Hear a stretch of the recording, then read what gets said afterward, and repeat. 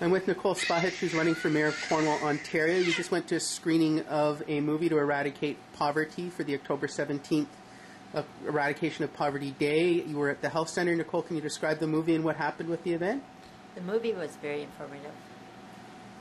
Where we've seen some students are going to Sweden, and some students now, a lot of places they have unionized employees where they're not going to be losing time off work. Basically what they're saying is, even if you're part-time, you're a union member. So if you're sick, the first day you don't get paid, the second day you don't get paid, the third day we start paying you for while you're sick. So people are being covered in certain places, and in certain places you're not. We had a lady from the liquor store. She said she works in Ontario, and her goal was to get a full-time job, and she's still working part-time.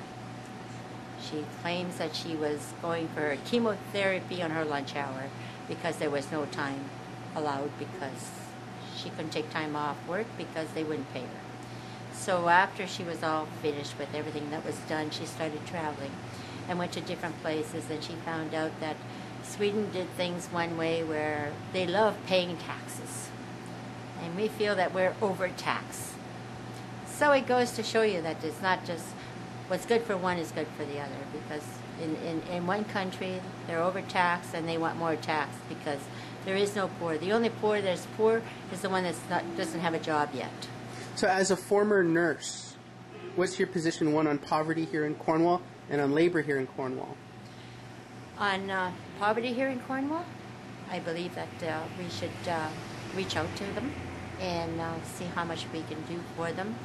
But before we do all that, we should be able to set them aside and educate them to what we can do for them. As far as the labor area, well, we're still short of employment, and a lot of industries right now are laying off because it seems that way. But it seems like they started off part-time, and they knew that they were going in part-time. It could have led to a full-time position. They're being laid off, but they will be called back. So that's two industries here in Cornwall that are laying off at present. Unfortunately, these people are feeling the pinch right now because their unemployment insurance was not available to them. So I gather they're going to be going on social service right now. So it's a little hard for them to accept that. Now, there are 10 days left in the campaign. You're running at about 8% to 10% in the polls. What do you have to do to win on October 25th? Well, it goes like this. I'm going to keep on talking to people, listening to people, and keep running. Because that's what's going to make the difference, is getting out there and meeting more people. All right. Thank you very much. And I thank you for having me today.